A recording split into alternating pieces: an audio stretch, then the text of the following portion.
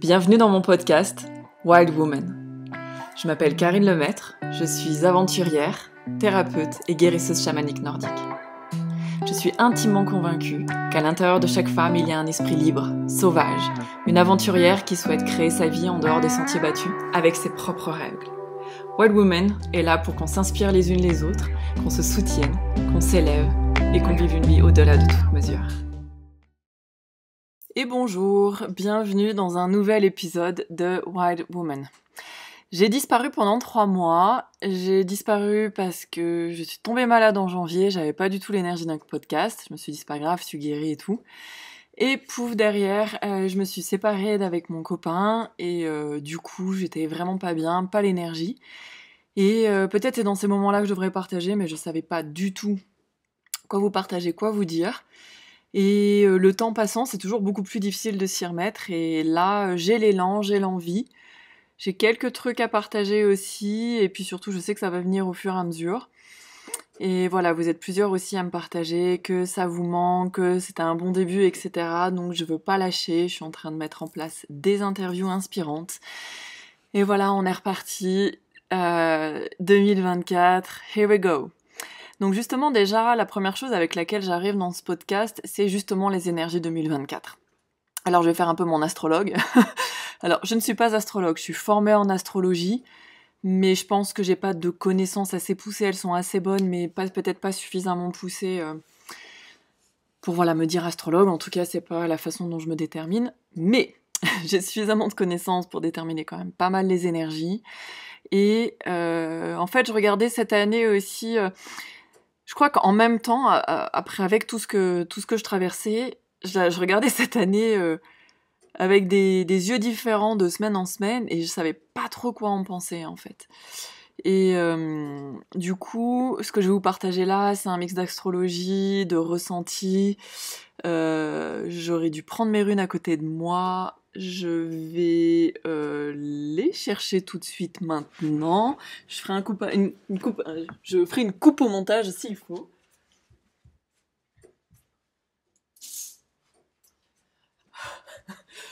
Voilà, peut-être vous m'avez entendu courir. En tout cas, peut-être pour celles qui avaient besoin d'aller aux toilettes ou de prendre quelque chose pour prendre des notes, here we go. On voit comment je suis préparée. J'ai sorti mon ordinateur, mon micro et en avant Guingamp. Donc, les énergies 2024, elles commencent d'une manière assez spéciale et je pense que tout le monde l'a ressenti à un niveau ou à un autre, hein, ça dépend. Les énergies viennent nous impacter vraiment en fonction de la façon dont on a géré notre année 2023, dont on gère notre vie aussi, tout court. Donc, j'ai beaucoup entendu, notamment des coachs avec lesquels je travaille, qui sont un peu branchés aussi, qui travaillent en énergétique. J'ai beaucoup entendu que le 2023 était une année de rétractation et 2024 une année d'expansion. Alors je pense que c'est juste une question de terminologie, mais je suis relativement d'accord, c'est-à-dire qu'en fait, j'ai vraiment eu cette sensation que 2023 nous a fait bosser au max de max sur beaucoup de choses. Bon, vous allez me dire, c'est tout le temps, c'est tous les ans. Ben ouais, mais ça continue, et puis on est en train de créer de plus en plus de switch, j'ai envie de dire. Je vais recommencer avec mes j'ai envie de dire et mes tout simplement, je crois. Je me réécoute quand j'enregistre et du coup je repère mes tics de langage. Voilà, que j'aurais envie d'effacer, mais peut-être c'est ce qui fait ma personnalité aussi. Bref, donc effectivement, moi j'ai pas eu la sensation de vivre 2023 comme une année de rétractation, mais comme une année de très très grand travail intérieur et de traverser pas mal de choses. Alors, est-ce que ça peut définir une année de rétractation? Why not? En tout cas, j'ai vraiment cette sensation que 2024 dépend beaucoup de ce qui a été traversé, travaillé en 2023. Et particulièrement, j'ai cette sensation que ça nous demande énormément d'alignement pour aller vers là où on veut aller. C'est-à-dire que, pareil, parce qu'on pourrait me dire, oui, mais Karine, c'est tout le temps la même chose, l'alignement prime. Oui, mais j'ai envie de dire là, ce qui n'est pas aligné, ça nous loupe pas. Et ça nous loupera de moins en moins. Avant, les dernières années, il y avait des vagues énergétiques. Le propre d'une vague, c'est que ça vient et que ça repart. Donc, il y avait des vagues énergétiques, et puis il y avait des pauses où c'était beaucoup plus tranquille, et puis une vague énergétique, et puis une pause où c'était plus tranquille. Là, maintenant, ça pousse au cul tout le temps. Du coup, si tu t'alignes pas, si tu fais pas les bons choix, bah à un moment donné, en fait, tu as le boomerang, le retour de bâton, assez rapido. Après, ça dépend, voilà, c'est pas non plus, l'univers n'est pas là en train de nous menacer en permanence, mais en fait, il nous pousse à no bullshit, quoi. Qu'est-ce qui te va dans ta vie? Est-ce que t'es avec la bonne personne? Est-ce que t'es sur le bon chemin? Est-ce que t'es vis dans la bonne maison? Est-ce que tu continues d'entretenir tes peurs et tes croyances limitantes ou tu décides enfin de lâcher ta banane? Je sais pas si vous connaissez le concept de lâcher sa banane, qui est qu'en fait on est tout le temps en train de se plaindre de quelque chose, mais en fait on ne lâche pas. Imaginez que vous avez la main à l'intérieur d'une cage et que vous êtes en train d'essayer de retirer une banane pour pouvoir la manger, et en fait vous arrêtez pas de dire oui je suis pris au piège, je suis prise au piège, je suis prise au piège, mais en fait vous lâchez pas la banane, quoi. Et c'est le truc qui va vous libérer. Et en fait on est comme ça avec nos relations, on est comme ça avec nos croyances limitantes, on est comme ça avec ce que l'on pense être vrai de nous. Et du coup, en fait, là, il y a vraiment un assez gros enjeu. Notamment, j'en parlais encore récemment, avec les nœuds lunaires. Alors, qu'est-ce que c'est les nœuds lunaires? Pour vous expliquer ça d'une manière assez simple, les nœuds lunaires, c'est un axe qui est la colonne vertébrale de notre carte. Oula, je vais pas arrêter de dire aujourd'hui. Tant pis, je ne couperai rien, je vais laisser l'épisode tel quel, comme ça vous allez voir un peu comment c'est, quand je suis fatiguée un petit peu et en fin d'hiver assez rude. Donc, les nœuds lunaires, ça crée un axe, un nœud sud, un nœud nord, ça crée un axe qui est la colonne vertébrale de notre carte astrologique. C'est en gros ce que nous sommes venus réaliser, ce que notre incarnation nous demande de traverser et de mettre en place dans cette vie. C'est vraiment quelque chose quand on le travaille en plus avec une vision astrologique qui vient dénouer tout le reste du bordel dans notre carte astro. Bref, nous avons un nœud lunaire personnel, donc toutes les personnes qui sont nées dans l'année et demie autour de nous ont généralement le même nœud. Et il y a aussi un nœud lunaire collectif. Le ciel est en train de continuer d'évoluer, notre axe des nœuds, lui, ne change pas, mais l'axe des nœuds de la Terre continue d'évoluer, puisque tous les astres continuent de tourner, et la Terre continue de tourner. Et du coup, en fait, comment dire, l'axe des nœuds change tous les ans et demi. L'année dernière, jusqu'au mois de juillet, donc un an et demi avant, là, les fins de Covid et tout le toin-toin, on était sur un axe nœud sud en Scorpion, nœud nord en Taureau.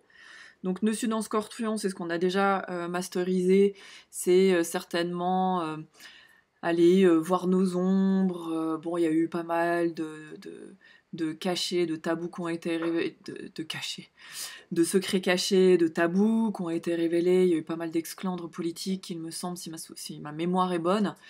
Et le principe, c'est d'aller vers le nœud nord, d'aller vers le nœud nord en Taureau pour être plus dans le présent, dans ce qui est autour de nous, regarder, je dirais, une forme de simplicité dans notre vie, revenir dans le corps, revenir dans l'ancrage, etc. Bon, là c'est pas ce qui nous occupe, puisqu'on a changé de nœud donc en juillet l'année dernière, et on est sur un nœud sud en Balance et un nœud nord en Bélier. Alors ça, je peux vous en parler largement, je suis ascendant Bélier. Le Bélier, c'est je fonce, j'ai de l'audace, j'ose, et surtout je suis. C'est le tout premier signe de l'astrologie.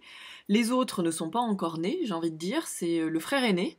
Et par conséquent, en fait, il est tout seul, il a besoin de s'occuper que de sa tronche. Du coup, l'énergie du Bélier dans notre carte du ciel, particulièrement si vous avez des planètes dedans, ou si vous êtes Bélier ou ascendant Bélier, le principe c'est pas que vous êtes absolument égoïste, parce que souvent on se dit ça ou on nous dit ça, c'est pas vrai, c'est juste qu'on est en capacité, le Bélier a vraiment cette capacité de savoir s'occuper de lui en premier, de ne pas s'oublier, de foncer quand il a une idée et de ne surtout pas écouter l'avis des autres. Moi, je le vois vraiment dans mon ascendant. C'est généralement pour les personnes qui me connaissent, ce que vous allez d'une manière assez prioritaire voir de moi. C'est Karine, elle a plein de force, plein de courage, c'est une fonceuse, c'est une guerrière. Je pense que tout le monde va me définir un petit peu comme ça. Parce que vous voyez mon ascendant, en fait. Du coup, qu'est-ce que ça donne au niveau collectif? Ça veut dire que pendant 1 an et demi, donc on est à la moitié, jusqu'en janvier l'année prochaine. Donc bon, on va pas peut-être un peu moins de la moitié, mais bon, bref. Un peu moins, un peu plus. J'essaie de faire des calculs que je n'arrive pas à faire là. On a encore jusqu'à janvier pour travailler comment se prioriser nous-mêmes. Avec le nœud sud en balance qui est de le faire avec de la douceur et de l'harmonie. Mais en fait, là, le principe, je dirais, c'est d'avoir le courage d'être soi. Alors forcément, avec moi, on va beaucoup en parler. Je travaille beaucoup sur la souveraineté, le pouvoir personnel, mais il y a tellement de choses à dire. Avoir le courage, putain, d'être soi, d'aller dire ce qu'on a à dire, d'aller vers nos aspirations, de vivre vraiment enfin cette vie telle qu'on le veut, et d'arrêter de se laisser emmerder par nos parents, par la société, par un vieux commentaire sur Facebook. Ça m'est arrivé aujourd'hui, c'est pour ça que je dis ça. Notre mec, notre meuf, alors bon, là je m'adresse aux femmes, mais parfois je sais qu'il y a des hommes qui écoutent, d'où quelqu'un va venir éteindre notre lumière. Et c'est vraiment ça. Du coup, par rapport à ce que je sens par rapport à 2024, et je suis pas la seule, je l'ai partagé à plusieurs énergéticiens et tout, j'ai vraiment l'impression que là, à partir de maintenant, le monde va se scinder en deux. C'est-à-dire qu'en fait, on va se scinder entre les gens qui vont rester, comme on le dirait des fois en énergétique, principalement dans la 3D, à être aux prises avec la réalité qu'on veut nous montrer, avec les soucis économiques, la récession, le machin, le truc, enfin tout ce qu'on est en train d'essayer de mettre sur le tapis et d'essayer de nous faire croire. Et d'autres personnes qui vont s'aligner de plus en plus et commencer à vivre dans d'autres sphères de la réalité. D'autres niveaux de conscience, j'aurais envie de dire, mais ça veut tout dire et rien dire. C'est pas parce qu'on bosse sur nous qu'on a un meilleur niveau de conscience que certaines personnes qui travaillent la Terre, bien au contraire d'ailleurs, la plupart du temps. Mais enfin bon, je pense que vous m'aurez comprise. Et du coup, j'observe ça depuis le début de l'année, et franchement, j'avais envie de démarrer cette année, donc tant pis, en fait, finalement, je la démarre. On démarre l'année astrologique qui était le 21 mars, donc je suis pas complètement à côté de la plaque. J'avais envie de démarrer avec un point astro, un point énergétique, et en même temps, avec tout ce que j'ai envie de partager en ce moment, je me dis que ça tombe super bien. Parce que déjà, je travaille avec beaucoup de personnes. J'étais encore en breathwork individuel tout le week-end avec un homme, pour le coup, qui avait aussi besoin de récupérer son pouvoir. Et je pense qu'on en est tous là. Cette année et demie de nœud nord, mais du coup, là, pour l'année qui nous reste jusqu'en janvier, c'est comment je deviens un petit peu plus en référentiel interne. C'est-à-dire, j'écoute un peu plus les élans de mon cœur. Et je vais là où mon cœur me mène. C'est vraiment ça le bélier aussi, c'est une énergie très, très du cœur, très feu. Et c'est vraiment l'apprentissage. Et cet apprentissage se fait du coup à travers beaucoup d'alignements. De laisser derrière nous ce qui n'a plus lieu d'être dans notre vie. Pour partage, bon, je pense pas qu'il écoute et même il le saura, mais je viens donc de me séparer de mon mec avec qui j'étais depuis presque 1 an. On a vécu des moments merveilleux, mais il y avait aussi beaucoup de couacs, donc ça se voyait pas de l'extérieur, mais il y avait quand même beaucoup de soucis dans notre relation. Et en fait, en début d'année, je savais que si je ne sortais pas de cette relation, je ne pouvais pas passer à un autre niveau de mon expansion. Cette relation m'entraînait trop dans mes blessures, et j'ai dû accepter beaucoup trop de choses que je n'aurais en fait pas dû accepter par respect pour moi. Du coup, alors, j'ai beaucoup d'amour aussi pour lui quand je dis ça, on s'est séparés avec beaucoup d'amour, mais en fait, ma réalité, c'est que soit je continuais d'accepter des choses qui continueraient de me foutre par terre et d'éteindre ma lumière, soit, avec beaucoup d'amour, et clairement là, le beaucoup d'amour, il fait franchement mal au cul, parce qu'une séparation, quand t'es amoureuse, c'est dur. Heureusement, c'était d'un commun accord, donc ça a été plus souple pour nous deux. Néanmoins, je savais que c'était la décision que je devais prendre pour moi. Et je pense que souvent, certainement l'année dernière et encore cette année, on va être face à ça. Quelle décision, même dure, même si ça vous fait... Bah, je suis vulgaire, enfin bon, c'est comme ça que je parle aussi, mais même si ça vous fait putain de mal au cul, qu'est-ce que vous devez laisser sur le bord du chemin pour pouvoir avancer et continuer d'être dans votre expansion, d'être vous-même, de suivre vos élans du cœur. Je vous souhaite pas de tout avoir à quitter vos compagnons, même si on est plusieurs là en ce moment. Il y a des vagues, hein. Il y a des vagues. Et là, en fait, je savais qu'il y avait plein de choses qui devaient être faites justement avant le nouvel an astrologique. J'ai l'impression qu'on a plusieurs chances de nouvel an dans l'année. Il y a le nouvel an païen, enfin il y a deux nouvel an païens, c'est Samhain et Yule. Si on se loupe à Samhain et à Yule, on a encore le 1er janvier. Mais si encore là, on s'est un peu loupé au 1er janvier, on a le 21 mars. Nouvel an astrologique. Et puis au milieu, on a encore le nouvel an chinois et le Losar, le nouvel an tibétain. Donc on a quand même 5-6 chances sur la route pour essayer d'entamer une nouvelle année. Donc c'est-à-dire que sur 6 mois, on arrive à laisser traîner des trucs et finalement à les régler. Je rigole parce que c'est une de mes blagues, mais en fait... pour moi, c'est au-delà d'essayer de se forcer à régler des choses dans notre vie. Je pense que chacun de ces espèces de nouvel an crée des vagues énergétiques qui sont propices à nous aider à mettre des choses en place. Ça veut pas dire qu'on n'y arrive pas entre deux, mais en tout cas, voilà. Et déjà, je vous souhaite d'avoir réglé beaucoup de choses avant le 21 mars. Ce n'est pas parce que ce n'est pas réglé au 21 mars que c'est fini pour l'année. C'est juste qu'il y a eu des vagues peut-être de prise de conscience, etc. Maintenant... ah bah tiens, ouais, je vais tirer une rune. Voilà. Donc, pour celles qui ne connaissent pas les runes, ce sont des écritures magiques. C'est... oh là, trop bon. C'est l'équivalent, peut-être pour certains, du tirage du tarot. Ok, trop bien. Bon, je tire 3 runes à peu près, généralement. Donc je disais, oui, c'est à peu près l'équivalent du tirage du tarot. On peut travailler les runes en divination, on peut travailler avec les runes en guérison, en protection. Pour celles qui me voient des fois tout simplement sur les réseaux ou pour celles qui viennent en stage et en cérémonie avec moi, vous allez voir que j'ai souvent des runes dessinées sur moi, parfois sur les mains, parfois j'en ai à d'autres endroits du corps mais ça se voit pas parce que c'est caché par les vêtements, et notamment sur mon visage. Pour plein de raisons. Déjà parce que quand je me regarde dans la glace, ça me rappelle l'énergie que je voulais, avec laquelle je voulais travailler ce jour-là. Souvent, je la fais à gauche, sur la tempe gauche aussi, pour que les gens se rappellent que je n'y vois rien à gauche. J'ai perdu la vue avec mon accident. Et voilà, puis pas juste parce que j'aime bien me dessiner des trucs sur la tronche. Bon, alors, au niveau des runes, alors les runes c'est comme les cartes, hein. La première va avoir une incidence sur la deuxième une incidence... Enfin bon, bref, ça se lit comme une phrase. Donc j'espère qu'il y a mes élèves qui sont derrière, et j'espère que quand je vais dire le nom des runes, parce que pour la plupart on les a beaucoup vues en stage, j'en bug, j'espère que ça va devenir un automatisme de connaître les runes. La première rune, on a Yera. Yera, elle travaille sur plusieurs choses. C'est une rune connue comme étant la rune des cycles du temps de la moisson. Mais aussi Yera, c'est pour ça que je l'adore cette rune-là, c'est ici et maintenant.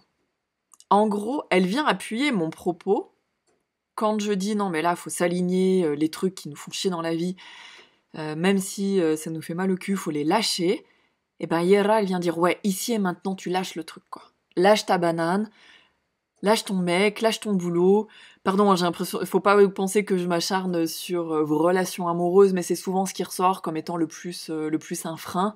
Je nous souhaite à toutes d'être super bien accompagnées sur notre chemin, sur nos chemins de femmes sauvages, de guérisseuses, de tout ce qu'on a envie d'être. Et heureusement, il y a des hommes formidables qui le font. Voilà, je veux vraiment poser les choses. Donc, il y a Yera. D'autant plus, Yera, elle a une autre signification qu'on ne connaît pas beaucoup. Et moi, qui m'a été transmis en état modifié de conscience par mes ancêtres, une fois, j'étais en breathwork. Et je travaillais sur une de mes relations à une époque, je pense. C'est le grand travail de ma vie. Et en fait, je leur ai dit, s'il vous plaît, donnez-moi la rune de l'amour. Alors je sais que des fois, il y a des combinaisons de plusieurs runes qui créent quelque chose, mais moi, je voulais une rune spécifique. Et je sais que il y en a pas vraiment des fois une spécifique qui est associée à ça, mais j'en ai demandé une. Et on m'a montré Yera. Je me suis dit, mais pourquoi? Alors je suis là, je sors de tranche, je me dis Yera, Yera, mais pourquoi? Mais enfin, mais punaise, mais qu'est-ce que... Et je vais voir dans les cours de la Volva avec qui je travaille, donc je suis enseignée par une Volva, une chamane nordique qui m'a pris sous son aile, là. Et je vais voir dans les cours, je me dis, mais c'est quoi ce délire avec la rune de la récolte, quoi? Mais en fait, Yera, c'est on récolte ce que l'on sème. Donc sois amour et tu vas récolter de l'amour. Et j'ai trouvé ça mais tellement extraordinaire. Pour celles qui me verront, du coup, sur la tempe, très souvent, j'ai Yera de dessiner. C'est comme deux V qui sont imbriqués l'un dans l'autre pour me rappeler que je dois être amour parce que je récolte ce que je sème. Donc je trouve ça juste vachement beau. Ensuite, il y a Wunjo. Wunjo, c'est la rune de la joie, qui va très bien en plus avec le bélier. C'est suivre la vibration de la joie. Tout ce qui vous met en joie, tout ce qui vous procure du plaisir, vous permet de voir que vous êtes en train de poser les bonnes actions et que vous êtes sur la bonne voie. Et enfin, il y a Fehu, qui est la rune de l'abondance, qui est la rune, anciennement du bétail, etc. Donc, si je les lis à un niveau intuitif, etc., c'est maintenant, suis la joie et tu récolteras tout ce que tu veux récolter. Voilà. Donc, finalement, je raconte pas que des conneries depuis le début du podcast. Non, je sais, mais j'aime bien voir quand les runes, vraiment, elles appuient mon propos, elles y apportent des nuances, et je trouve ça génial. Mais aussi, ce dont je voulais parler aujourd'hui, qui va avec, c'est le courage d'être soi, justement. Parce que c'est exactement ce que nous propose ce nœud nord en bélier.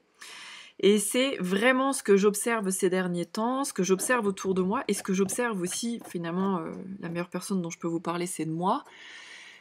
En ce moment, je suis en train beaucoup de me positionner, de me repositionner dans mon entreprise, de me repositionner dans ma vie personnelle. Je me positionne beaucoup sur les réseaux sociaux. Pour celles qui ont envie de me suivre un peu plus, je suis plus sur Instagram que sur Facebook, parce que c'est beaucoup plus intuitif pour moi. Et puis parce que tout simplement les vidéos sont beaucoup plus rapides à charger sur Instagram que sur Facebook, même les stories. Voilà, il y a un côté pratique, donc venez dans la communauté Insta. Bon, et en fait, je me montre un peu plus, et c'est un exercice de chaque post et de chaque instant, de regarder où est-ce que j'édulcore mon message et qui je suis, sous prétexte de plaire et de construire une communauté, alors que c'est pas moi du tout, et que si j'édulcore qui je suis, je vais attirer des gens qui vont être très victimes, et j'ai horreur de ça. Je veux travailler avec des femmes fortes, des hommes aussi, mais j'ai beaucoup de programmes pour les femmes, je travaille avec des femmes fortes, qu'on traversé, on s'est toutes prises des tartes énormissimes dans la tête, mais il y a deux façons d'y réagir, et j'ai envie de travailler avec celles qui ont de la résilience, du courage, et à qui mon énergie parle, parce que je ne leur fais pas peur, et elles savent que je vais les aider à se servir de leur résilience et à trouver leur force intérieure pour mener leur vie. Même si elles savent pas comment, même si ça leur fait peur. Et du coup, je suis en train de plus en plus m'aligner là-dessus, et d'édulcorer du coup de moins en moins ce que j'ai envie de partager. Et déjà, pour toutes les femmes ici, déjà qui sont sur les réseaux sociaux, qui ont une entreprise, mais même les autres, c'est vrai que c'est juste, on est souvent un peu plus confronté à ça quand on a envie de se servir des réseaux sociaux pour notre entreprise. Arrêtez d'édulcorer. Quand vous faites un truc sur une vidéo, est-ce que c'est vous? Est-ce que si vous n'aviez pas la vidéo à poster sur Insta, ce truc-là, cette danse, ce geste, ce maquillage, ce whatever, vous l'avez dans votre vie de tous les jours? Si c'est pas le cas, arrêtez tout de suite. Montrez-vous tel que vous êtes au quotidien. C'est comme ça que votre communauté va pouvoir se connecter à vous. Voilà, déjà. Je sais que vous êtes toutes souvent beaucoup en route, mais parfois on en fait un peu plus parce qu'on pense qu'il faut faire un peu le clown sur les réseaux sociaux. Mais en fait, essayez même de demander aux personnes qui sont proches de vous, est-ce que ce que tu vois là sur mon site, là, sur mon réseau, c'est moi dans la vie de tous les jours. Et si celle que vous montrez, on va rester sur Instagram, si celle que vous montrez sur Insta, c'est une partie de vous, mais qui n'est pas suffisamment présente dans votre vie de tous les jours, alors inversement, commencez à devenir un peu plus cette personne-là. Sinon, il y a un manque d'alignement, il y a une trop grosse dissociation, Et du coup, bah souvent, j'ai des femmes en mentorat et tout qui me disent oui, mais j'attire pas, j'arrive pas à remplir mes stages, etc. Ouais, mais en fait, est-ce que entre ce que tu montes sur les réseaux et qui tu es dans ta vie de tous les jours, est-ce qu'il n'y a pas un écart, est-ce qu'il n'y a pas un gap qui est un peu trop creusé et qu'il faudrait réaligner? Bon, je vous ai dit, je pars freestyle, je pars un peu sur l'entrepreneuriat, etc. Mais en tout cas, moi, j'ai décidé d'arrêter d'édulcorer. Bon, dans ma vie perso, c'est moins... C'est quasiment pas édulcoré. J'avais un peu plus édulcoré ces derniers temps, mais... ces dernières années, je veux dire. Et en fait, je vais... enfin, comment dire? J'ai un bug, parce que je pense qu'il y a beaucoup d'idées qui se télescopent. J'avais fait un podcast sur les reliefs, et ça va un peu plus loin que ça, c'est-à-dire c'est comment j'accepte et j'accueille mes reliefs, et comment je regarde plein pot qui je suis. Pour vous prendre mon exemple, parce que je cumule un tout petit peu, bon, je suis nordique, j'ai un peu un franc-parler, même si mine de rien j'ai quand même été élevée en France, mais voilà. Je suis en mode no bullshit, et en fait, les personnes qui me côtoient au quotidien, je commence à en parler un peu plus, mais en fait, moi je suis Asperger, j'ai un trouble du spectre autistique. Donc, édulcorer trop de choses, ne pas être direct, etc., je ne sais pas faire, je ne comprends pas ce que c'est de se contorsionner complètement, sous prétexte, je sais pas, de passer un peu mieux aux yeux des autres, etc. Alors j'ai essayé, mais j'en ai perdu ma lumière, en fait, au fur et à mesure des années. Et si je reprends les enseignements que j'ai reçus, les coachings que j'ai reçus, ce que me disent, bah, ne serait-ce que la mentor que j'ai là, ça n'a pas toujours été le cas d'ailleurs. En fait, on m'apprend, les personnes qui sont les plus alignées avec elles-mêmes et avec qui je travaille m'apprennent juste à être moi-même et à accepter que pour certains, je serai dure, et pour les autres, je serai, mais oh putain, la meuf avec qui ils ont besoin de bosser. Et ça, c'est un chemin de tous les jours et un mindset de tous les jours d'affronter les peurs de oh mon Dieu, je ne vais pas plaire à tout le monde. Parce qu'en fait, on reste sur nos instincts de survie de notre cerveau reptilien, parce que c'est une appartenance au clan. Et il y a des milliers d'années, si t'étais expulsé de ton clan, tu te faisais bouffer par des tigres des sables, hein. Et en fait, c'est ça. Mais l'appartenance au clan, bah vaut mieux que j'attire le bon clan pour moi, celui qui va m'honorer, me soutenir pour qui je suis. Et c'est ce que je me souhaite et c'est ce que je vous souhaite. Donc c'est une démarche que j'ai entrepris il y a longtemps, mais c'est en fait un travail de tous les jours. Un travail de tous les jours, tiens, je vais tout mettre au féminin. Et en fait, j'avais vraiment envie de partager ça parce que c'est quelque chose qui est beaucoup, beaucoup face à moi en ce moment, qui vient me demander toujours qu'est-ce que tu as envie de dire, qu'est-ce que tu as envie de partager. Je fais entre 3 et 4 posts par semaine. Là, je suis en train de lancer ma formation de coaching. Bon, je fais pas plus de posts parce que je lance une formation. C'était une vraie décision de mon année. Les 2 mots avec lesquels je suis partie pour cette année, je décide de choisir 1 ou 2 mots par année pour travailler une énergie, c'est spontanéité et visibilité.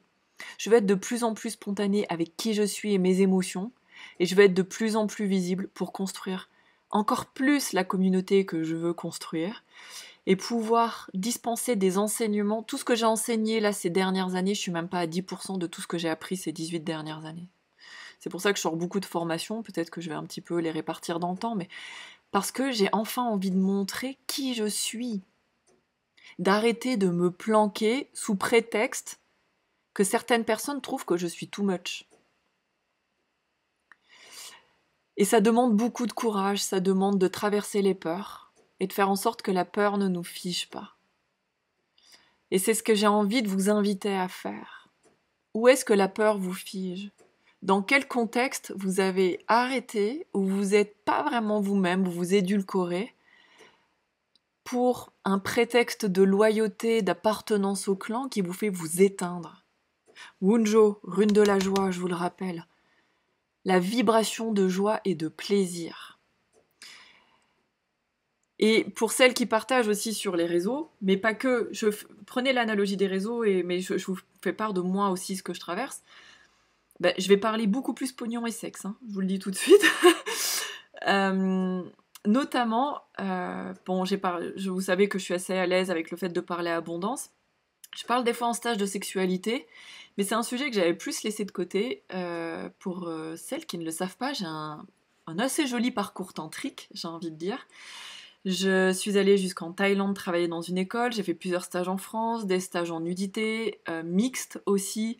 J'ai travaillé avec Daniel Audier en Tandava, la danse de Shiva, j'ai exploré pas mal de choses. Et il y a quelques années, quand je suis revenue de Thaïlande, la personne avec qui je travaillais à l'époque m'a fait comprendre que ça exacerbait trop mon énergie sexuelle et que ça allait m'attirer des ennuis. Et que c'était en train de me désaligner. Moi, j'avais l'impression de rentrer de plus en plus dans l'amour et l'acceptation de moi et ma puissance personnelle. Je rayonnais, j'illuminais. D'ailleurs, pour les personnes qui sont sur les réseaux, ma dernière photo de profil, sur laquelle j'ai eu énormément de compliments, vous voyez, j'ai un petit point rouge là, parce que la veille, on avait fait une cérémonie tantrique et je suis à Koh Phangan, face à la mer. Je venais la veille de quitter un amant que j'avais eu toute la semaine. On savait très bien que ça allait s'arrêter, il rentrait en retraite silencieuse et moi la semaine d'après j'allais partir. Et même à travers ça, j'étais extraordinairement bien. Et ben ça se voit sur ma tronche sur cette photo. Alors ouais, je mens un peu, j'ai mis une photo d'il y a 5 ans, mais parce que je veux regarder cette femme-là et récupérer cette énergie-là, parce que je me suis laissée persuader que ça n'allait pas être bon pour moi, qu'il me fallait faire un choix entre le tantra et le chamanisme. Pourtant, moi, je savais au fond de mon cœur que les deux allaient profondément l'un avec l'autre. Et en fait, bon, j'ai pas de regrets, puis j'ai pris ma décision, et voilà, je suis une adulte. Mais j'ai perdu ça. Il y a quelque chose, je suis quelqu'un qui a une très forte énergie sexuelle, de base, une très forte Shakti. Je suis reliée à Kali d'une manière de ouf. Les guides quand même qui sont venus à moi toute ma vie, c'est Marie-Madeleine, hein, c'est une prêtresse d'Isis. L'alchimie sexuelle avec Jésus, c'est elle. Ensuite Kali et maintenant Freya. Freya, on peut dire d'une manière générale, dans le panthéon nordique, c'est la Marie-Madeleine de chez nous. Je suis reliée, mais putain de ouf à cette énergie-là. Et je me suis laissée persuader que ce serait pas bon pour moi de suivre cette voie-là. Alors bien sûr, en tantra, je nuance énormément de choses, ça part beaucoup trop des fois sur de la sexualité, mais ça vient du bassin, ça vient de l'énergie sexuelle, ça vient du travail de la vulve, du vagin, de travail de l'énergie de l'utérus, tout ça. Et en fait, ça, je l'ai laissé de côté. Et je me suis... Du coup, comme je ne l'ai plus travaillé, j'ai laissé des hommes avec qui j'ai couché se nourrir de ça et finalement me le prendre. Et j'ai laissé aussi la personne qui m'a persuadée d'arrêter, je l'ai laissé me voler mon énergie sexuelle pour sa propre puissance, en faisant ça, en me laissant persuader. Et tout ça, je l'ai compris récemment, et je me suis dit, mais putain, mais qui a le droit de me dire ce que je dois poursuivre comme chemin, et que telle et telle pratique, ça va pas ensemble. Et du coup, j'ai eu vraiment beaucoup plus l'appel du tantra depuis fin d'année dernière, mais particulièrement depuis janvier. Et je suis retournée à un premier stage. Alors c'était vraiment... là, c'était vraiment du tantra pur, c'est-à-dire de la dévotion, honorer des déités féminines. En même temps, on a beaucoup bossé sur Kali, donc c'était génial. On a travaillé avec le sang des lunes et tout. En plus, j'ai commencé à être en lune. Enfin bon, c'était extraordinaire. J'ai envie de trucs qui pulsent un peu plus, qui sont un peu plus vivants et plus reliés à ma mythologie. Mais j'avais juste besoin de me remettre dans le bain. Et je vais en faire, et j'ai encore des enseignants que je peux contacter en ligne et tout. Mais en fait, tout ça, c'est pour illustrer le... Putain, si c'est moi, si j'ai envie de parler de sexe, d'abondance, d'aller vers la vie de ses rêves, de résilience, si j'ai envie de parler de tous les sujets qui me tiennent à cœur, et ben en fait, j'ai le droit de le faire. Et c'est comme ça que ma communauté, mes potes, mon prochain mec va me trouver. Vont me trouver du coup, parce que j'en ai évoqué plusieurs. En étant pleinement moi-même, je vais attirer les bonnes personnes, la bonne communauté, et je vais enfin juste arrêter de me tirer dans le pied, en fait. Et c'est là que je vais passer à un autre niveau d'abondance, à un autre niveau de Karine, à un autre niveau de mon entreprise. Moi, j'ai un but au niveau chiffre d'affaires cette année, par exemple. Et ben, je sais que ça, c'est la voie pour y aller. Je sais que ça, c'est la voie pour être moi-même. Je sais que ça, c'est la voie pour retrouver... Je sais que je suis très féminine, mais j'ai perdu un morceau de ma féminité ces 2 dernières années, notamment par ce vol d'énergie. Et en fait, là, c'est non, en fait. c'est je vais retrouver le chemin de qui je suis sans m'en excuser. Et celles et ceux qui ne sont pas contents, ben, ils savent très bien comment arrêter de me suivre et se désinscrire. Et d'ailleurs, il y a eu un fait hyper intéressant aujourd'hui. J'ai sur l'un de mes derniers posts, un de mes posts de l'EFT, là je fais des EFT toutes les semaines que j'ai encore oublié de poster sur Facebook, mais mon Instagram poste automatiquement sur mon Facebook Pro.